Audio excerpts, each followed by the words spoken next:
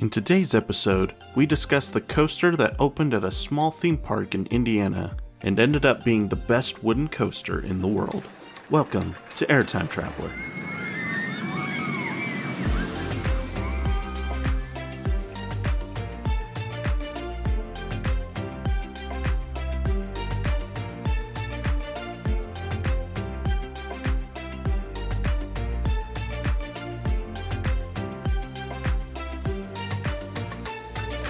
Hello everybody, welcome to the Roller Coaster History Podcast. You are listening to Airtime Traveler. My name is Nathan Grace, and I'm joined by my wife and lovely co-host. That's me, Haley Grace. And thank you for tuning in to episode 29 of the podcast. Yeah, if this is your first time tuning in here at Airtime Traveler, we are like I said, the Roller Coaster History Podcast, but rather than talking about the history of the roller coaster in general, each episode we take one roller coaster and we do a deep dive into the history of that individual coaster. So basically we're a nerdy podcast about roller coasters. We're a sophisticated podcast. It's nerdy. Can you be nerdy and sophisticated at the same time? I think that's possible. If you can't tell, I'm a coaster enthusiast, and my wife Haley is a member of the GP, or the general public. So I am here to do the research and tell the stories, and she is here to listen to me and make me more interesting. Yeah, let's be honest. You geek out, and I listen to you and nod my head and make commentary. And you make it sound like you just sit there and nod your head and be bored the whole time. I'm not bored the entire time. Okay. There was some interesting... That was just the impression I got just now. No, but this is like your geek out time. Like, you love talking about this stuff. Well, isn't that the whole reason to start the podcast in the first place? I guess. Well, I mean, it's basically a way for me to be involved with my hobby, and because I can't afford to be at the parks all the time, so this is my... You wish you could. Oh, I wouldn't have the podcast if I was at the parks all the time. This is to fill in the gaps between the visits. So when we retire and move to Disney World, then you won't have the podcast anymore. I'm pretty sure podcast will be long gone by the time I'm retiring. That'd be a 40-year-old You podcast. never know. I don't know. Maybe podcasts will keep growing and growing, and maybe music will fade away, and podcasts are the way of the future. That's all people listen to in the future. I hope not. I really hope not. That's a bleak future. Yeah, it sounds really boring. Oh, man. Well, if this is your first time tuning in, be sure to go and follow us on social media. The reason I say that now is you can follow along with some of the pictures and videos that I'll be showing Haley throughout today's episode. And they're super cool. Yeah, so on Instagram, I'm limited to 10 photos, so you'll see some of what I'm showing. And if you go on the app formerly known as Twitter, then you can see everything there. Pretty much everything there, and our handle for both of those is just... It's not Twitter anymore, Nathan. That's why I said the app formerly known as Twitter. It's X. I think that's still stupid, but... Don't say that. We're never going to get funding from them now. As if we were before. You never know. I don't know if I want funding from Elon Musk. So if you want to follow us on social media... Our handle is at Airtime Traveler. You don't even know who Elon Musk is. You know what I'm talking about. He's rich. Good job. He went to space. Has he? I don't think he's gone to space. I thought he was the guy that went to space. Wasn't he the guy that went to... He owns SpaceX, which is one of the space exploration companies, but I swear he's been. Jeff Bezos has been to space. Maybe it was just... I don't know if Elon has been to space, actually. Anyway, not important. Let's dive into... I don't care what billionaires have been to space. We care about roller coasters, so let's talk about that. Well, let's dive into today's topic. So we're going to be talking about roller coaster from Holiday World. It's our very first Holiday World episode. So interesting. Well, typically Are we talking about the gravy No, we're not talking about Good Gravy because that one doesn't even... I haven't been on that one because it doesn't even exist yet. We didn't even talk about news. What? Well, it's because we talked about Elon Musk. Oh. All right. Well, we did maybe talk about, like, in a few weeks, once more things are announced. Yeah, there was a couple coaster announcements since our last episode, but we should do a coaster conversations, though. I think we said we were going to in our last episode. So there you go. There's something for you guys to look forward to. So towards the end of August, once all the announcements have happened, because I think there's 6 of them this month. There's so Holiday World and Cedar Point did theirs already. Dorney Park is this week. Silver Dollar City is next week. And then Six Flags Over Georgia and Six Flags Fiesta Texas are later this month. So after all 6 of the announcements are done... Do you think there'll be any surprises that anybody else will announce more? Well, we know SeaWorld is working on something because there's coaster track at the park right now, but they haven't announced anything. So they might announce something. So that's coming too. So, and I forgot, Six Flags Great Adventure started teasing something this week too, which makes sense because next year's their 50th anniversary. So, still waiting on, well, I guess that would be 2025 for King's Dominion and Busch Gardens Williamsburg for their 50th anniversary. So, anyway, lots of announcements happening. So, towards the end of August, we will do a coaster conversations, basically a bonus episode where we'll talk all about the coaster announcements for the month of August and give our thoughts on those. So, but it's our first Holiday World episode today, and that's because all the episodes we've done, except for our season finale and our Halloween special, are all coasters that I have been on. And I recently, if you didn't listen to our Holiday World trip report, just went to Holiday World for the first time in June. So that has opened the door to start talking about Holiday World coasters on the podcast. So we'll do our first one today. They don't have a ton of coasters, so probably won't go to Holiday World again until maybe next season. But today we are going to be talking about the oldest coaster at Holiday World, which is the Raven. So a few stats here. Raven opened in 1995 at $2 million. It's 2,800 feet long and 80 feet tall with a top speed of 48 miles per hour. It is a wood coaster if you're not familiar with Holiday World. I couldn't find an average wait time for this year. They don't really post that at the park. Like I don't think they even really keep track of it. There's like signs in the queue that says like your estimated wait time from this point is 45 minutes or like whatever. But they don't they don't have an app for you to like go and look at what the wait times are. They're a small enough park, yeah. Yeah, you don't really have to worry about that. But I did find for 2020, so a few years ago, their average wait time was 36 minutes. So not bad. Yeah, well, it's not super long, but definitely keeping the trains full, which is strange because when I went there, Raven was basically a walk-on the whole day. But anyway, I was probably just there on a very, very slow day. And you went on a weekday, so. Yeah. Oh, maybe it's busier on the weekend. Well, I know it's busier on the weekend, so. In the CoasterBot rankings, it ranks at number 97 in the country, so just hanging on to the top 100. It ranks below coasters such as Thunderhead at Dollywood, The Beast at Kings Island, and Cyclone at Luna Park. It ranks above coasters such as Tremors at Silverwood, Cornball Express at Indiana Beach, and American Thunder at Six Flags St. Louis.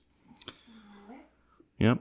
At Holiday World, it ranks 4th, mostly just because it's the oldest of the big coasters. So they have 5 coasters there. One of them's a kiddie coaster. So the Voyage is at number 1, followed by Thunderbird at 2, the Legend at 3, and the Raven at 4. And then their kiddie coaster, Howler, at number 5. So I will say, though, all 4 of the Holiday World coasters are the big ones. All 4 of them are in the top 100 in the CoasterBot rankings, which is impressive. It is very impressive to be ranked 97 in the country and still be the number 4 coaster at your respective park. Like that's that's a stat that not many other parks could claim. So they definitely are quality over quantity at Holiday World for sure. I like the logo too. This is the same logo they've had since 1995. And you see it when you come into the park. The Raven is right off to the left-hand side. And there's this logo is like, I've got a big logo on the side of the coaster there. So you see this logo before you even get into the park. So it's a nice logo, solid. Review of the paint scheme and the trains. I mean, it's a wood coaster. Paint scheme's really nothing to talk about, but the trains are nice. We will talk more about the trains later because this picture is the trains when it first opened. But they've actually gone through a recent refurb on the train. So they actually look nicer now than they used to, but we'll talk about that later. Here's a park's description of the ride. The Raven wooden roller coaster flies wildly through the thickly wooded hillside of Holiday World's Halloween section. Although it's not the tallest or longest coaster at Holiday World, it is a fan favorite for its low swoop over Lake Rudolph, surprise fifth drop, and extreme finish. Ooh. Additionally, the coaster features a 120-foot tunnel, drops of 85 and 61 feet, sharp turn over Lake Rudolph, and a double-banked S-curve at the bottom of Fifth Hill. Just like a good book, the Raven leaves riders wanting more, evermore. Ooh. I like that the lake is named Rudolph. Yeah, so, there's makes your monotone, like your voice, like sharp Lake turn Rudolph. Over Lake Rudolph. Yeah, Lake Rudolph isn't as menacing as the rest of that. Oh, that's pretty good. So that's a good description. Some parks, the description's kind of cheesy. So cheesy. Yeah, this one's not bad. They did a pretty good job with this one. Let's talk about customer reviews. I don't have a lot today because, we've talked how, some of these, especially Disney coasters, have so many reviews on Google, right? Even Kings Island or Cedar Point, you'll get 1,000+ reviews on some coasters. This one only has 25, which is weird because I know that Holiday World's a pretty high attendance park, nothing like Cedar Point or Kings Island or whatever. Maybe this is just me, but maybe I feel like a lot of the GP is the one that leaves reviews. Coaster enthusiasts, I don't feel like they put the effort into. I mean, definitely some do, because when I look through the Google reviews, some people mention the manufacturer, which you generally don't know that unless you're an enthusiast. Right. But yeah, I would say probably the majority of. So I feel like, with this, because Holiday World's not really a well-known park amongst the GP. Unless you're local to that area. Yeah, I feel like that's not really something I would leave a review for, if that makes sense. Yeah, that makes sense. So let's see, we got here 3 stars. It's an alright coaster. It was pretty rough, definitely the roughest of the coaster at the park. I will say this was 3 years ago, and they did a refurb in the time between he wrote this review and now, so he might feel differently about it nowadays. 4 stars. Good Woody, definitely a fun ride. My favorite part is the 60-foot drop midway through the ride. I also love the laterals and intense ride experience. It can be a bit rattly, but I don't think it's that bad. Overall, very fun CCI, and I would definitely recommend totally it. Let's see, that's an enthusiast right there, because they call out CCI. Well, and they called it a Woody. I've never heard it I've never heard of a wooden roller coaster called a Woody before. That's definitely an enthusiast term. I was like, what? Good Woody? I don't get it. And then it totally dawned on me. I'm like, oh, Woody is the wooden roller coaster. Ha ha. That's cute. 4 stars, a thrilling ride. Not a fan of roller coasters and blacked out midway through the ride, but it's pretty cool. I wish I could have that positive of an attitude after blacking out mid-ride. I feel like Ben wrote this. It does sound like your brother. I blacked out, but it was pretty fun. I'm not a fan of roller coasters, but I blacked out. But it's pretty cool. It is pretty cool. Yeah. That's something Ben would totally write. This sounds like an enthusiast. 5 stars, super jerky. It made me sore, but the thrill was worth it. Yeah, that's something you would write. One of the times I went, the employees stopped the ride halfway up the chain to ask some thoughtless person to put away their phone, then stopped it again to ensure they did. I really appreciate that attention to safety and no nonsense policy. That's right. I do appreciate that. I went on what ride was I on that someone had their phone out? I think it was when I went on, it was at Silver Dollar City. Which ride was it? I think it was Fire in the Hole. I think someone in front of me had their phone out on Fire in the Hole, and I was just like, Man, it's sorry. all over the warning signs. Like, just Please don't be that yeah, person. Don't. Like, yeah, I get Fire in the Hole is pretty tame compared to the other coasters at the park, but like, no one is. I don't know. You can still drop your phone on a small roller coaster. Like, just don't do it. Just don't be that person. I even feel like people that have like the GoPros and stuff, that still scares me. Well, if it's mounted properly, I'm fine with it. If you're just holding it, that's a problem. Yeah, that's what. But like, some people have a wrist mount that's like my watch and has like a GoPro on there. That I feel is secure enough that's fine. So. I don't know. Well, my watch, like, I wear my watch on coasters and it's not coming off. So I don't know. So I don't think having a camera on there would be fine. So they're pretty secure. Parks usually don't have a problem with mounted GoPros. So. All right. This one, 5 stars, wooden. Oh. That's the whole review, wooden. Oh. But 4 people did like this review, so apparently it was very really helpful. A funny review. It was very helpful. That's very good. And then this last one is just amazing because I have no idea what they're talking about. 5 stars. Didn't know the wooden roller coaster was replaced with a Fortnite dance kid. What? I have. I'm clueless. That's interesting. Fortnite dance kid. Like it's been a long time since I played Fortnite. I feel like I'm trying to remember. I feel like there was like a dance in the game called the Raven or something. So I don't know if that's what they're referring to, but this was 3 years ago. It was 3 years ago when Fortnite was. No, I'm not saying popular. that. Yeah, that's the what review's it was. 3 years ago. So I'm like, what? I don't know. It's just I thought that was an interesting review. Also, but it was still a 5-star review, so they liked it apparently. 3 people liked it. And 3 people did like it, so I guess someone explain this to me. Somebody found it funny. Please, someone explain it. I don't get it. Yeah, I don't. I mean, I guess we're not really Fortnite people anymore. So someone explain this. All right. Well, those are our customer reviews of the Raven. That's our intro to the Raven. Let's talk about the history of the Raven at Holiday World. So let's go back to 1946.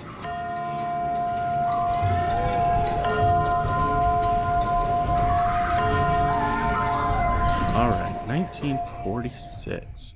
I figured since this is the oldest coaster that's at Holiday World right now, do a brief history of Santa Claus, Indiana, just because it's kind of tied to the history of the park, which is tied to the history of the oldest roller coaster, et cetera, et cetera. Yeah. So sounds good. Okay.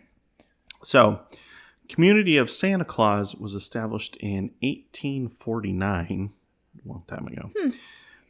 So, the first thing I was curious is like, how did the name come to be? So I guess initially they submitted their application for the area to be called Santa Fe.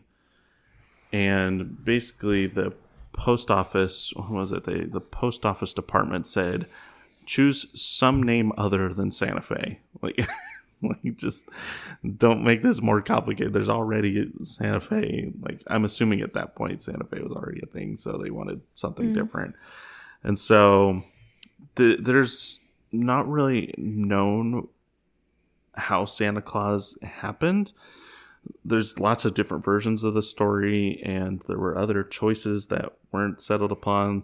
The only thing that is known is in 1856, so 7 years later, the name Santa Claus was accepted by the post office department. Interesting. So it's not really known exactly how that name was landed upon. It just kind of happened, I guess.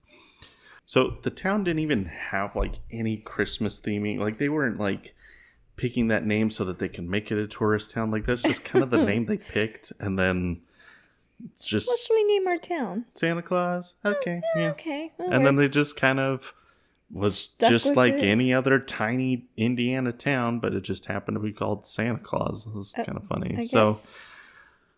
So that was up until 1935 when a local entrepreneur named Milt Harris decided to open Santa's Candy Castle, which is still there, yeah. right? Harris bought as much land in the area as he possibly could. He basically was the first guy to say, like, you know what, this place is called Santa Claus. Why don't we just take advantage of the name, right? And so he bought all this land, convinced the locals to turn this into a tourist destination, and so they started opening shops, a toy village, Santa's workshop, and then that whole area with the candy castle, he started calling that Santa Claus Town. That's so that cool. little section there. However, another local entrepreneur, Carl Barrett, decided he had his own plans, and he dedicated a 22-foot tall statue of Santa Claus on the highest hill in town in an area he called Santa Claus Park. This is funny. The statue was promoted as being solid granite, although it was subsequently revealed to be concrete when cracks formed a year later. What a ripoff. This is so funny to me. He's like, yeah, it's solid granite. And you're like, this is just concrete. That's so funny to me. Why would you? And the statue's still there to this day, actually. So, which is funny because I don't think we've seen it. All the times we've been to Santa Claus, I don't remember seeing the statue. They have a giant one in Evansville. Yeah, that's not this one because this one's in town. So that's funny. But the two entrepreneurs had like completely different visions for, and they were having disputes about land ownership. Like they started suing each other back and forth, and it ended up going to the Indiana Supreme Court. Like that's how much like. So, and while all that's happening, so that's going on in the 30s. That's not very Santa 40s. Claus of them. No, it's not. They're both on the naughty list, I think. And as all this is going on, in 1941, a guy by the name of Will Koch visited Santa Claus with his family, but was disappointed that there wasn't even a Santa Claus for his kids to meet. I guess that's true, yeah. There was no, like, I don't know, all these, different Santa Claus things that the two entrepreneurs, but they were so busy fighting each other that they weren't even focused on their businesses anymore. So after that visit, Cook was inspired to build a theme park on the west side of Santa Claus, which takes us to August 3rd, 1946. We're after World War II, because that happens in the early 40s there as well. Right. After the war was over, the Cook family would open Santa Claus Land to the public. So here's some early pictures of Santa Claus Land. So the park offered a toy shop, displays, a restaurant, a few small rides for children, and of course a meet and greet with Santa, because that was the whole, that's what gave him this idea. That's the whole shindig, yeah. And it's pretty crazy because the park essentially completely took over the town. Like these two entrepreneurs were the ones that kind of started this, but they were so busy fighting each other in court that the Cook family kind of came in and started this, and then the town ended up developing over by where the park was rather than over where Candy Castle is. Which you can see nowadays. The Candy Castle is outside of town, kind of by itself, where the majority of everything is over by the amusement park. Right. So it's kind of funny that happened because the park kind of just decided to do its own thing while the entrepreneurs were having their little dispute about, taking things to the Supreme Court and all that. Oh, dear heavens. That's pretty crazy. Yeah. So there you go. There's your little Santa Claus, Indiana history lesson. So nice. Now we're at the theme park. We'll spend the rest of the time here, obviously. Okay. So throughout the 40s and 50s, they kept adding attractions. In 1954, Will Koch would hand over the reins to his son, Will Koch, take over the park's manager that year. The park began charging admission in 1955, but even though they started charging admission, like the attendance kept growing and growing, so that wasn't a hindrance. 1960, this has nothing to do with it, but it's just kind of a fun fact. 1960, Will Koch married Pat Yelig, who was the daughter of Jim Yelig, the park's Santa Claus. He fell in love with the elf man. Fell in love with Santa's daughter. Isn't there a movie like something like that? Well, I mean, like a Hallmark movie? I'm sure there's gotta be a Hallmark movie like that. I just thought it was funny. The park manager married the daughter of Santa. Like, that's so cliche, but that's what happened. It's pretty amazing. So, 1976, the park took a major shift in focus because up until this point, it kind of been a kids park. Like you can kind of see in those pictures, like it's mostly little kids rides, little kids stuff. Yeah, which makes sense. I mean, it's Santa Claus, which is directed towards kids, so the park was kind of in that same vein. But they kind of wanted to make it more appealing to families in general. So they weren't necessarily appealing to teenagers per se, but like they wanted to have stuff that the adults could enjoy doing too. So over the next 8 years, the park added more thrilling attractions such as Scarecrow Scrambler, Eagle's Flight, and Frightful Falls. And another addition would be the park's first, well, not the park's first roller coaster. Technically, their first roller coaster was a tiny kiddie coaster that was just called Roller Coaster, which so kind of like Idlewild, or no, it is. I don't even know what kind of model it was. There's like no information about it. It is. I have a video I'll show in a minute here that you'll actually see a little clip of the roller coaster. At least I think it's in the. It was one of the videos I watched for the episode. I can't remember if it's in the presentation now, but anyway. Tiny kiddie coaster, but the first major roller coaster the park built was a roller coaster called Blitzen, which would open in 1981.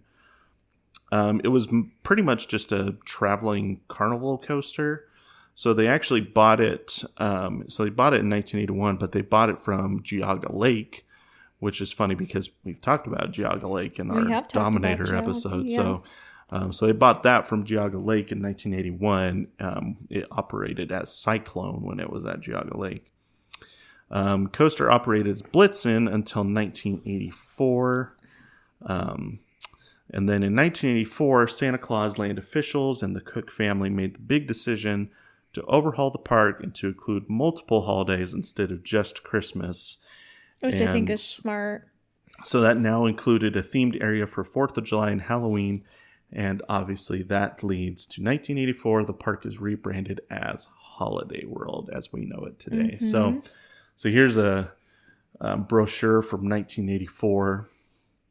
It's interesting because you can see, they're obviously advertising as Holiday World, but they're still calling out featuring legendary Santa Claus Land. So they're trying to make this rebrand, but also make sure people know it's the same thing as Santa Claus Land. They're just kind of making this adjustment. So right. I also wanted to call out, so this is the logo from 1984, right? Yeah. 1985, they switched to this logo here, which is the same logo they have nowadays. Mm-hmm. So that's impressive to have the same logo for, what is that? This long, yeah. That's I almost 40 years now. Yeah, I like the logo that they have now. Yeah, so it's a nice logo. It's definitely retro. Mm-hmm. Like you look at the logo and it's not a modern logo, but I don't have a problem with that. Like I like that they've stuck to the retro logo and just made it work. It does work. Yeah. I mean, retro is so in right now anyways. Yeah. So nobody has a problem with it for sure. So anyway, these are fun. I like you can actually see right here, that's a picture of Blitzen right there. Okay. That little roller coaster. We'll see. I'll have some more stuff in a second here to look at. But anyway, this little newspaper article here just talking about all the different things they can do. So 19 rides for the young and young at heart. So So as part of the new Holiday World, Blitzen was actually in the 4th of July section of the park. So they rebranded it, or renamed it, I should say, to Firecracker, which is most of its life it's been as that. So here's a picture from early 1984. So while the rebrand was happening, this is the coaster down here, actually. They surrounded it in these trees, which is kind of cool. Like the coaster was kind of just off on its own, surrounded by these Christmas trees, evergreens, I suppose. So I think I got a video here of the coaster. So this one's Blitzen. It was Blitzen when it opened, and then renamed Firecracker. That's right. So I think that if I saw correctly, I think this video was taken in '85. So this is post renamed Firecracker. So you get the idea. Yeah. So it almost looks like a mouse coaster. Yeah, it's like I can see it's similar to Wild Mouse because it's just singular cars, but it's definitely a lot bigger. I think people would say it's better than a Wild Mouse coaster. So not bad. It was a good coaster for a park that's Well, for a first coaster, yeah. kind of on the growing side of things. So here's let's see, I've got a couple brochures and ads from Holiday World. Here's a picture of the Firecracker here. This has like these little quotes in here, like someone was making notes on this brochure, and it says Firecracker coaster was really wild. And then here's a brochure from, I don't remember what year. This is like late 80s. Here's another picture of Firecracker there on the this is either a brochure or there might be a park map that is on the front here. So anyway, I also found this article, which is hilarious. You ready for this? Yes. We love these old newspaper articles. They're awesome. So this article says, Marion Heights students find physics amusing. So I'll just read this from the article. Louise Sanford's senior physics class from Marion Heights Academy turned out for the occasion. It was odd. The turns and sweeps of the roller coaster Firecracker were studied as episodes in the interplay of potential and kinetic energy. Oh my gosh. The girls managed simultaneously to grip one white-knuckled hand to their car's safety bar while taking readings from their accelerometer, holding it as level as possible in the other. They bounced back from the coaster, wide-eyed and short-breathed, to have Miss Sanford ask what their gravitational potential energy was at the top of the first hill. Jeez Louise, this is not a newspaper article. This is a synopsis of the science project. Well, it's fun. It's just funny. They just took the physics class and like, hey, we're going to go to the amusement park and learn about physics, which, I don't know, I guess that's a fun way to learn about it. Yeah. This last part is the funniest, though. The guy that, what is his name? Carter Cates wrote this article, and he asked one of the little boys that was there about like how the experiments were going, and the little boy says, measurements, I'll get them from someone when we get back, man. I'm just here for the rides. That is so you. What? That's not me. I'm a good student. I'd be taking notes. Don't you give me that. That would be you. I think that's just any high schooler. Yeah, that's probably true. Anyway, so a fun little article. The park expansion was a major success and put the park on a trajectory towards the success that they have nowadays. So obviously a big moment in their history to basically say, we're not just going to be a little regional park. Like, we want to make this, a much bigger thing. So in the early 90s, Bill Koch would pass the reins to his son, Will, who became president of Holiday World. Will Koch is pretty much a legendary name in the amusement industry nowadays. Why?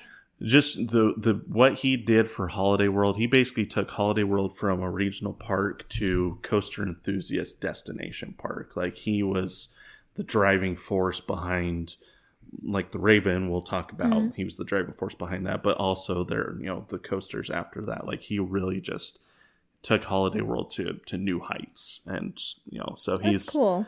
And he was, so he passed away, I actually don't have the year in here, but he passed away a while ago. I think it was more than 10 years ago now, but from complications related to diabetes. He was only like in his 40s or 50s, so That's so pretty sad. young. And, but people still talk about like he would be at the park, like, talking to guests, like, almost every day. Like, just, he was cool. Very hands-on, like, at the park all the time. Just, it's pretty cool. The whole park is still run by the Koch family. That's like, cool. You don't see that very often anymore. No, you don't. And they have bought one or two other parks, if I remember correctly, but I mean, Holiday World's their baby. That's the whole family. That's all the kids that are now running the park, that's all they've known is living in Indiana, operating Holiday World. And so it's just kind of fun. The family is still very much involved in the day-to-day operations of the park. So his legendary run at Holiday World would start in 1993 with the addition of Splash and Safari, which is one of the biggest parts of Holiday World nowadays. Like, when I was there, the water park was busier than the dry park. So yeah, I've heard very good things about their water park. It's like it's probably top 3 water parks in the country. That's insane. It's incredible. Like, just walking around. I didn't personally do any of the rides, but like, I've been to a few water parks, and I see the water parks at a lot of the other, Cedar Fair parks that I've been to, and some of the others. And Hershey, yeah. And Hershey, like, and just looking, I'm like, this is huge. There's so much, and they've got, some of the longest water slides in the world. They have a launched water slide, which is like, they've got some really impressive stuff there. So that was like his first big idea he brought to the table, and completely that changed the trajectory of the park. But that was just the start, because in June of 1994, Will Koch and park officials met with CCI about a brand new roller coaster for the 1995 season. So I guess that he had first reached out in November of 1993. So basically he got the water park up and running, and then his next thing was, let's talk roller coaster for the park. So CCI was still fairly new to the amusement industry. They'd only built 4 roller coasters at this point, and 2 of them were kiddie coasters. So really not a whole lot. But the one thing that I think, this isn't confirmed, but the thing I think probably caught Will Koch's attention was they had built Hoosier Hurricane. Oh, there we go. They built Hoosier Hurricane, which is at Indiana Beach. So not that far from Holiday World. And this was, a pretty big addition for, I think it was 1993, actually 94. I think it was 94 that they built Hoosier Hurricane. So it's just kind of, it seems too much of a coincidence to me that CCI would build 2 massive roller coasters in Indiana so close to each other. Like, it seems like one would have caught the attention of the other. Anyway, right. That's just me speculating, but this was at a point when steel coasters were just, they were like, this is right around the coaster wars. Like, Steel Phantom had just been built a few years prior, and like things were just getting bigger and faster and as many loops as possible.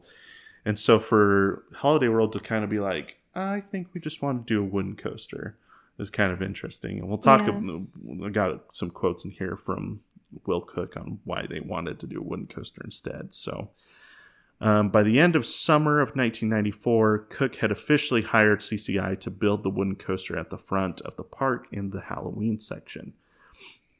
The coaster didn't have a name until August of that year. So this is kind of a fun story that they've told lots of times. So Koch invited magazine editor Tim O'Brien to tour the site of the future coaster. Now, there was like nothing there at this point. It was basically just they were pouring the footers. Right. So he's just kind of pointing out, like, this is where the lift hill is going to be, and then it's going to do this, and, just kind of giving him, a tour of the plot of land it was going to be on. And Tim threw in a couple ideas here and there too. And then he mentioned that they didn't have a name for it yet. And O'Brien was the first one to suggest the name The Raven, deriving the idea from Edgar Allan Poe's poem, The Raven. And basically, everyone thought that was a great name and just kind of stuck. However, I heard this was on Coaster Radio, did an interview with one of the, what's her name? Paula Wern? I think that's her name. I know her last name's Wern, but she works at the park and has worked at the park for a long time. Yeah. And she told this story that they brought the name back to the sales and marketing team, and everyone there was like, oh, but we wanted a chance to throw in some ideas for the coaster name. And so they were like, okay, fine. You guys can throw in some names, and then we'll decide from there. And so they came up with some names, and the name that the marketing team eventually settled on was Scorpion.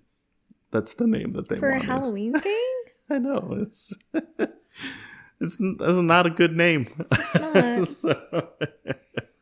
So, yeah, that was shot down, and they were like, okay, yeah, we're going to name this the Raven, because that's much better. It's definitely more Halloween than... Yeah, Scorpion, that's I don't know. That's a different one. That's, I don't know. It fits, like, that's not a bad name for a coaster, but just the Raven is a much better Halloween name for sure. So on September 21st, 1994, Holiday World would officially announce a new roller coaster. I'm not going to read all of this, but basically just talks about that they unveiled plans for a new roller coaster. Did not specify the name of the coaster in this article. It is Paula Wern. Okay, yeah, here's her name here. So that's what I thought her name was. So does say here that the Holiday World broke ground on a $2 million roller coaster that officials say will be the largest wooden coaster in Indiana and Kentucky. And then this is a quote from Paula Wern. She talks about the name can't be too scary because after all, it's a family park, she said. Other coasters around the country go by monikers such as the Beast, the Cyclone, Thunder Run, and the Vampire. So they're like, we need something less scary than those, which I'm like, Cyclone, I don't feel like scary. Cyclone's not that scary. No. Miss Wern said guests have been asking for a roller coaster, and Cook said the coaster will make Holiday World a major family theme park. So there you go. Here's another article here. This one actually has an early rendition of the coaster, which is kind of fun. This one's sketched too, which is kind of unusual to see. Usually you see like a print, a print or computer generation. This is just a pure sketch. So I don't know who at CCI sketched this, but it's kind of cool and it's pretty close to what they ended up doing. The only thing is you actually don't really see that much of the coaster because most of the coaster kind of comes out this direction, but you just kind of see the lift hill and the very beginning here. But yeah, anyway, so it is cool to kind of see a little artist sketch there. So construction would begin in October, and then in early November, the Raven would officially be announced as the name of the new coaster. Let's see. In December of that year, not only was construction well on its way, but it's actually ahead of schedule due to weather that was tamer than usual, which I think is the first time we've ever heard that. Right. Like, there have been so many episodes where we've talked about the coldest winter on record, and like the snow was so bad. Because like everything they build is like out of season. Well, so like it's going to be cold. Well, in the Super Duper Looper episode, they were like, it was so cold that like their machines weren't even working. So it's just, we don't typically see the comment of like, oh, it was pretty tame winter this year. We're actually ahead of schedule. It never seems to happen. So that was kind of interesting. Park sent out an update to several news outlets in mid-December of 1994. Here's the article. Here's a couple quotes.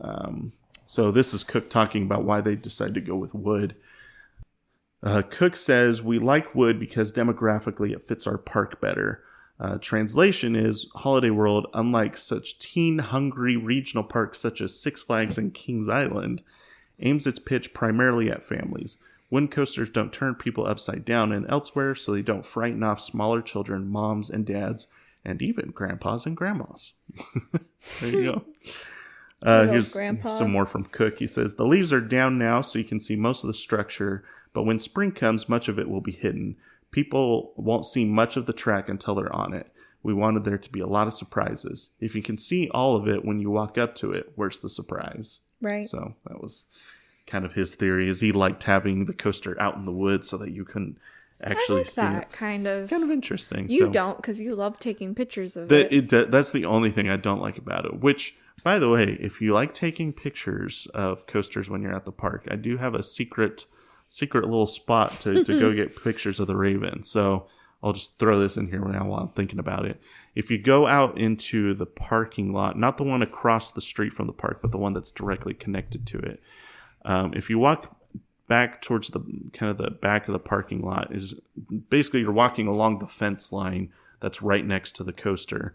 Eventually you'll get to a pavilion that's out on the right side, and it's the pavilion is right next to Lake Rudolph actually, and you get a little bit better view of I think that it must be the third hill of the Raven, and then the turnaround over the lake. So you can get some pictures up over that way too. So now I will say, if someone has reserved the pavilion, then it might not be the best idea to go and kind of invade on their Hi, I'm just party. here to take pictures. But when I was there was no one there, but it was still like the gate was still open, and so I was able to go over there and get some pictures of the coaster. So there you go. So there's my little tip if you want a different view of the Raven other than just the first hill, because that's your probably pictures are pretty good too.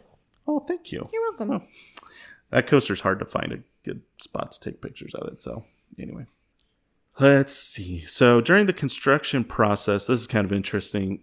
They really wanted to save as many trees as possible for two reasons. One, it's it's good to save trees whenever you can. But two, they wanted as many trees up as possible because they felt that made the ride feel faster than it was to just be darting in and out of the trees, which I agree. It makes it more fun. So at one point, the ride was going to basically where the turn was going to be, it was like right in a line of like 6 or 7 trees. Like they were just going to have to tear down a bunch of trees. And so they brainstormed that actually they would take the coaster would actually come in and then back out and just kind of swerve around the trees. And that actually led to the S-curve that is in on the back half of the layout. So that S-curve is there. Obviously I think it makes it more enjoyable, which was, I don't know if that was intentional or not, but that S-curve is there just so that they could save some trees. So there you go. And are the trees still there? Oh yeah. Yep. Huh. So that's kind of fun.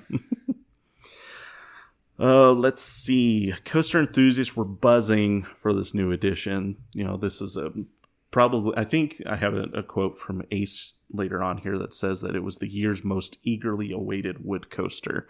So it was a big deal for enthusiasts that really like wood coasters, and so the park was anticipating a 15 to 20% increase in attendance from the coaster, and so they kind of had to make some changes in preparation for that. This was pretty much going to be the biggest, it was going to be the biggest year the park had ever had, right? So they had to make some adjustments for that. So that's when they actually added the new parking lot, the one that's across the street from the park. That was added in the 1994 season, 1995 off season, so before the coaster opened, essentially. And that's connected with an underground tunnel that goes underneath the road. So that was a good deal. They also made some preparations in staffing. They planned to hire about 10% more employees than usual in anticipation of higher crowds. By the end of March, the coaster was nearly complete. Here's a picture of some of the work being done over Lake Rudolph. So that provided plenty of time for them to get the coaster open by opening day, which was going to be May 6th. Station was designed to resemble an 1880s era Gothic house, similar to what you might find around the time that Edgar Allan Poe wrote the poem. So that was kind of a fun little detail that, basically the architecture's designed to fit in with the era that the inspiration for the coaster came from. So that's a fun little detail. Mm-hmm. As opening day neared, the park employees, media, and some of the ACE members got to have first test rides on May 3rd. So here's an article from right before the ride was opening. Most of what's in here we've already talked about, but there's this one little sentence at the very end. Cook was talking again about why they went with a wood coaster instead of a steel coaster, and he says steel coasters tend to attract 18 to 24-year-olds. I was like, that's a very specific age group. Not anymore. I feel like 8-year-olds try to get on. Well, I was going to say, I'd be curious what that demographic is nowadays, because I feel like it's definitely different. Yeah, I feel like kids are less scared of that kind of thing. Yeah. Then there's our kid, and he's terrified never getting on it. Never say never. Yeah, he's going to get on it whenever he meets a pretty girl, and that pretty girl forces him. Oh, it's just like me. Yeah.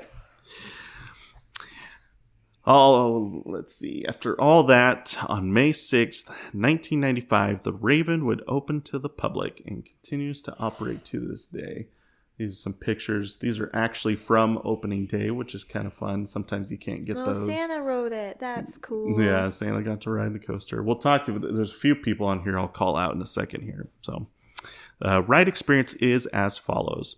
Immediately after dispatch, the train takes a 180-degree turn over the queue area and into the transfer track, which runs parallel to the station.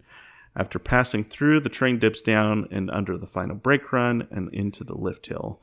At the top of the 80-foot lift hill, the train dips down a little and makes a turn to the right, then dives down its initial 85-foot drop where it hits its top speed of 48 miles per hour. The bottom of the first drop is a 120-foot above-ground tunnel. After exiting the tunnel, the train goes back up another hill before making a slight turn to the right and heading back down again. Following the second drop, the train crests the top of a small hill, then goes through a 180-degree turn over Lake Rudolph, and then back uphill before making a left turn. At this point, the train dips down and returns uphill in another left turn. Once the train has crested the top of the hill, it enters the 60-foot drop, which is also commonly referred to as the fifth drop. Following the drop, the train hugs the ground through the thickly wooded terrain while traversing the banked S-curve we talked about earlier. Yeah. First to the right and then to the left. The train then takes a second large sweeping right turn that goes downhill and back uphill. At the conclusion of the turn, the train makes a quick left turn and into the final brake run. On opening day, so talking about these pictures here for a second. So you already saw, you called out here, Santa Claus riding in the first train of the day. Mm-hmm. In the back here, you can't really see it, but this guy in the back with the sunglasses is Tim O'Brien, who named the coaster. Mm-hmm. So he got to ride in the back row.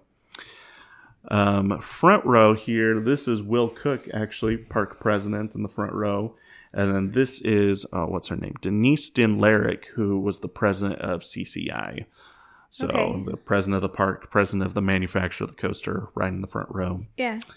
And then this is, I think this is Will Koch's mother that's riding here. And there's an empty seat next to her.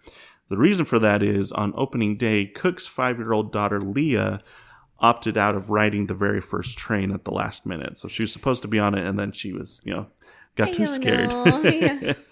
And so there's a bunch of enthusiasts that were waiting in line that were kind of like, oh, maybe I can get on the first train. And finally, I think it was Paula, the lady I talked about earlier, but one of the park officials turned to them and said the seat would be left empty for the spirit of Edgar Allan Poe. Oh, okay. So there you go. So that's where Edgar Allan Poe was writing, is in that seat there. So here's a video from opening day. I don't know if the video was released opening, but it's like it's a media, like a news report from the opening of the coaster. An American tradition, the theme park was invented 50 years ago in a tiny Indiana town named Santa Claus. Nestled in the hills of southern Indiana, Holiday World opened in 1946, 9 years before Disneyland. A family business for a half-century, the park's attractions are in 3 holiday-themed areas: Halloween, 4th of July, and of course, Christmas. General Manager Will Koch is the 3rd generation to manage the park. My grandfather's vision was to provide a place for families to come and enjoy here in Santa Claus, Indiana. And my father took that vision and developed it, and we added rides, we added shows. Today, we have developed a truly complete modern theme park, but we have maintained that vision of serving families first. A new vision begins with a huge new attraction, a $2 million wooden roller coaster called the Raven. From its first run, the Raven is getting rave reviews. Definitely. If you miss this ride this season, you're missing a great ride. It's kind of a sidewinder effect where you just kind of sidewind through the trees and you make another incredibly fast drop and a severe right turn and up another hill and back into the station. It's just a very fast ride. With top speeds approaching 60 miles an hour and an 86-foot first drop, the Raven is a ride that gets high marks on the thrill scale. It definitely gets my heart started, that's for sure. It's a heck of a way to start your day. It's a fun thing, especially for a park like Holiday World. I think it's in their 50th anniversary season. I think it's a nice statement to the community that it's an aggressive, it's a neat traditional park, and boy, we're here for the family. With rides of all kinds, from Ragin' Rapids Whitewater Ride to the Frightful Falls Log Flume, plus Splash and Safari Water Park, and now the Raven at Holiday World this summer will come screaming in. I'm Brian Baxter reporting from Santa Claus, Indiana. There you go.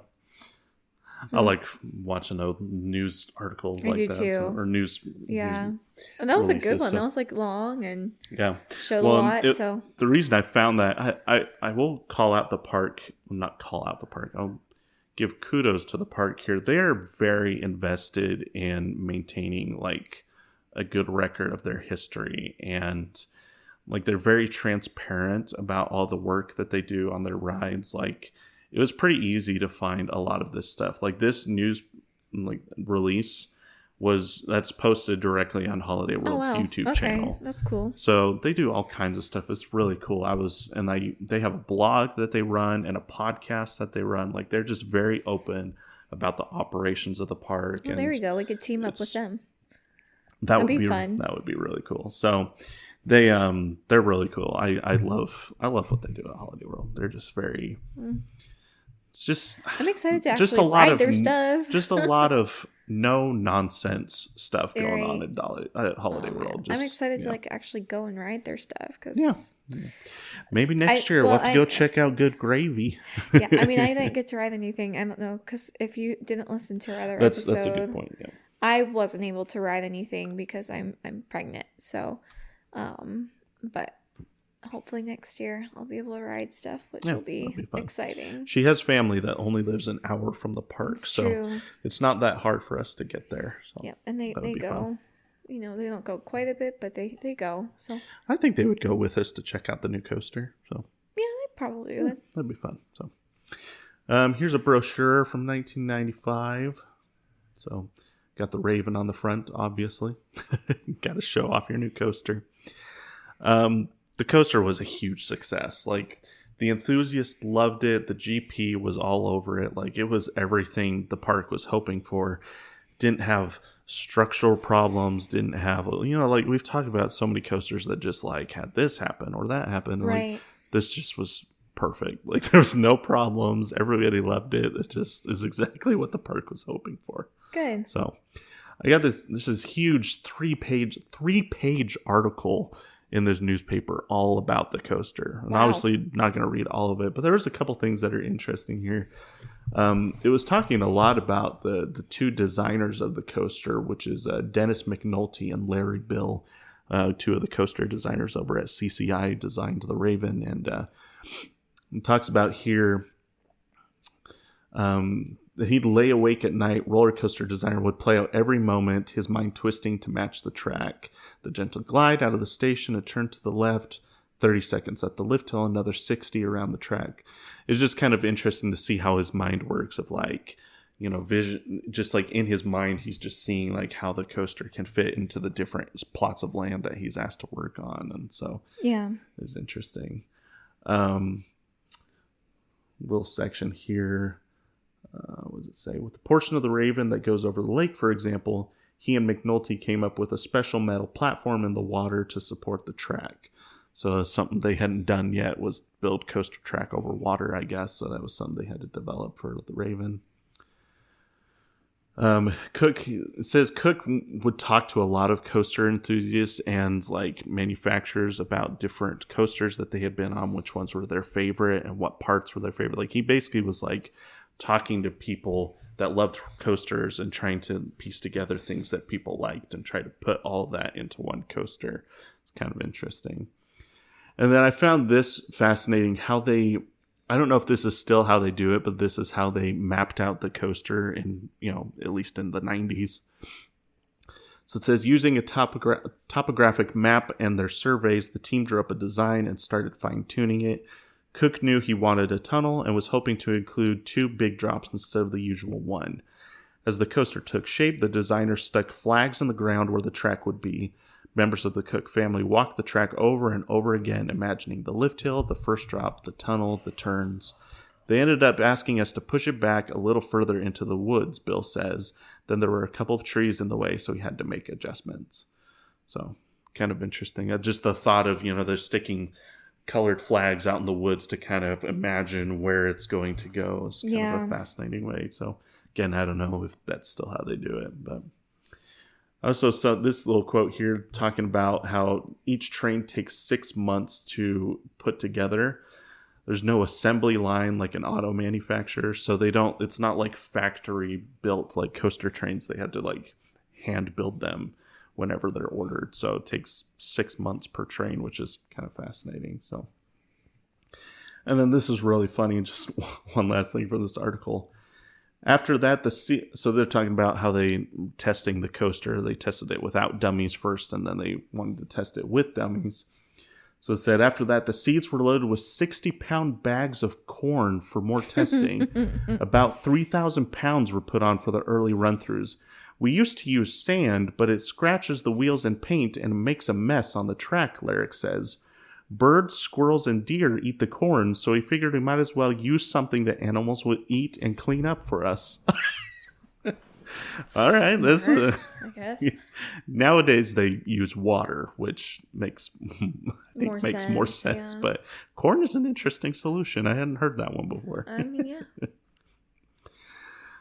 Let's see. Here's a quote from Cook. Said, "We knew it was going to be an excellent ride, but it's exceeded my own expectations." So I think that's pretty much how everyone at the park felt. Like it was just a huge success for the park, and people were loving it. So as anticipated, attendance did increase by 15%, bringing in an additional 60,000 guests for the 1995 season. Okay. And it actually would continue to grow into 96, increasing up to about 500,000 guests for the 96 season. So recently, I think I saw that they passed the 1 million mark in the past few years. So, that's a big deal. That's a big deal. Yeah. Coaster became a top 10 coaster for enthusiasts across the country and a bucket list coaster for those who hadn't ridden it yet. That would become apparent when the Golden Ticket Awards were introduced in 1998. And in the inaugural awards, the Raven would be voted the number 2 wooden coaster in the world. Wow. Just behind Texas Giant at Six Flags Over Texas. But as more enthusiasts made it out to this tiny park in Indiana that only had one major coaster, which, for enthusiasts, I'm thinking through this, like there's a park in down at the Kemah Boardwalk in Texas that has one coaster that everyone raves about, says it's one of the best wooden coasters in the country, but it's the only coaster they have. So it's like, that's a really hard to make that far of a trip for one coaster. So I can see how like enthusiasts would have a hard time getting to Holiday World just because it's like one coaster, right, even though people are raving about it. But as more enthusiasts eventually made the trip out to the park, the Raven would keep growing in popularity and eventually would win the award for number 1 wooden coaster in the world in 2000, so 5 years after it opened. So you can see they even call that out on the side of the coaster here when they won the award, number 1 that's wooden cool. roller coaster on the planet. So I was wondering about that, so that's cool. Yeah, so it won the award for, I think, 4 years, right? 2000 through 2003, it won the award. For what? 4 years in a row? 4 years in a row, wow. It won the award for best wooden cool. coaster in the world. So now what's interesting is I remember the first time I went to Santa Claus before I was really into the enthusiast community. I remember seeing the Raven, and I remember seeing this number 1 wooden roller coaster on the planet sign on the coaster. When I went this summer, that's not there anymore. So I don't know if they just felt that was outdated because that was like early 2000s that they got those awards, so they decided to take it off. But I remember seeing that when we went there, like, I don't know, that must have been like 2018, 2019. So pretty recently that they got rid of that sign. So I don't know why, but anyway. So 2004, it would lose the number 1 spot to Boulder Dash at Lake Compounds. So there you go. To this day, the Raven has, this is still related to this. It still remained in the top 25 in the Golden Ticket Awards to this day. So, in the wooden category at least. So, right. Still considered a top 25 wood coaster in the world after all this time. In 2005, the coaster would undergo a massive refurb. The biggest change was the addition of a second train. So, the first 10 years of this coaster's life, it only had one train. which is crazy. But I mean, if you're a small park in Indiana, I guess you can get away with that, right? Because your crowd levels aren't going to be as busy as some other parks. But this is using Google Maps, so this is 95, so this picture isn't great. But you can see right here is where they added the transfer track. So this is just a piece of straight track here. Nowadays, there's there's a building shed, that they put there. Then that's a transfer track so that they can add and remove trains as needed. So and it runs 2 trains nowadays, and they increased the capacity from 700 riders per hour to 960 riders per hour. So not bad. So since CCI actually went out of business in 2002, the transfer track and all that was actually done by the Gravity Group. So, which Gravity Group did the Voyage for them, so it kind of makes sense. They do a lot of stuff with Gravity Group nowadays. Let's see. In 2000, speaking of which, in 2009, Gravity Group was developing a new train for their coasters called the Timberliner, and so Holiday World offered to let Gravity Group test their new train on the Raven. So I'm gonna turn the sound off for this because it's not necessary to get the idea here, but. So this is a video of them testing it on the Raven, it's just weird to see a coaster running a train that it's not supposed to be. It's just kind of like, oh, it just looks weird. What's it doing? Yeah. Yeah, because the train is very different. It's like a very small and short train. I mean, it's like, I think it's only 4 cars that they're running on this train. So it looks odd. So... But again, this was posted to Holiday World's YouTube account, so it's just, shout out to them for sharing stuff like this. It's cool to see. That's cool. So I think, if I remember correctly, Gravity Group actually offered to put these trains on all of Holiday World's coasters, but Holiday World declined for some reason. So not sure what that reasoning was, but they've elected to stick with their PTC trains that they have on all of their wooden coasters right now. So. Let's see. In 2016, the Raven was designated as an ACE roller coaster landmark. Oh, cool. Which is interesting for 2 reasons. One, it was only 21 years after it was constructed, which is the second shortest amount of time it has taken for a coaster to be given the award from opening to reception of the award. The first is Batman the Ride at Six Flags Great America, which was the very first B&M inverted coaster. So that one opened, I think, in 1990 and received the award in 2006, if I remember correctly. So that would have been 16 years versus the 21 years here. But the Raven is also the newest coaster, like the most recently constructed coaster to receive the award. Okay. So most of them are like in the 40s and 50s and 60s. Then you have a few of them that were constructed in the 90s, including Batman the Ride and the Raven. So it's pretty interesting. Like, that's how big of a deal this was, that the biggest reason this was such a huge deal is because it put Holiday World on the map, which led to other coasters like the Legend, the Voyage, and Thunderbird, which, Holiday World is now considered like one of the best, destinations for coaster enthusiasts. And it really all started with the Raven. And then last major thing to cover here, in 2020, Holiday World announced that the coaster would undergo a major refurb that they called the Raven Evermore project. Mm-hmm. So this included 2 major changes. 25% of the track was going to be completely replaced. So this is most of that was the turn over Lake Rudolph, which is kind of what you're seeing in these pictures here. Water erosion, that makes sense. Yeah, well, and the biggest thing was, so you can see here, like, all the track is just completely gone in that photo, but all the supports are still there. It's just kind of fascinating how they do that. And then this picture, it's post replacement for most of it, at least. It's still that section's still being worked on. But I guess some of the wood that was in that section of the track was still original. So, it'd been, what is that, 25 years that the track, or the coaster, that some of that track hadn't been replaced. So it definitely needed it. And then the other thing, which I briefly touched on at the beginning of the episode, but they also completely repainted the trains, which included these new raven wings that they hand painted onto the side of the coaster. Oh, that's cool. So you can so this black paint actually has like a glitter in it. Yeah. And then, they, hand painted all the blue in there and everything. So, looks really nice. It does look good. So it's striking. This is one of the pictures I took when I was there. And so it looks very nice on the side of the train there. I think that was a nice addition that's not really like necessary, but the park just has these ideas to improve how things look, and I think it's a great idea. So the coaster remains a staple of the Holiday World experience, and coming up soon it's going to have kind of a different role in the park, because to this point it's kind of been the introductory coaster. Like, there's obviously the kiddie coaster, the Howler, but then this was like the next big coaster for people to go on.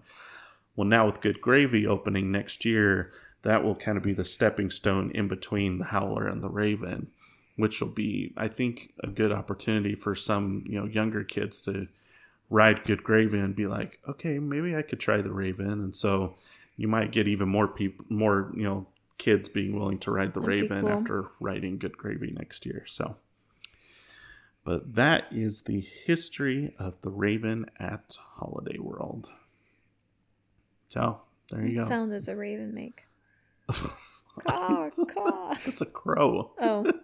I have no idea what sound a raven makes. Just gonna make a raven noise, but I don't know what sound a raven makes. I have no idea what sound a raven makes. Well, you lucked out, guys. You lucked out on my raven noises. Something else I saw when I was reading through doing my research. That first meeting that they had when they walked the track and Tim O'Brien gave the suggestion of the Raven as the name of the coaster, I guess they found out later that day was the 145th anniversary of the death of Edgar Allan Poe. Oh, that's kind of weird. It was like, whoa, spooky. Don't spooky. So that's kind of fun. Crazy. Mm-hmm. So. Well, thank you for tuning in to this episode of the podcast. If you liked that episode, be sure to go and leave us a 5-star rating. You can do that, at least on Spotify. You can scroll up to the top of the podcast page and you should see a little spot there. Also, if you have recommendations on like how to improve the podcast, or if there's stuff you like or didn't like, feel free to let us know. You can either DM us on social media or whatever to get a hold of us, because we're always taking suggestions. We want to make this as entertaining and enjoyable for all of you that are listening. So if you ask us not to do history anymore, then that's probably not going to be what we do. If your suggestion is stop recording the podcast, I probably won't listen to it. Please don't ask us that.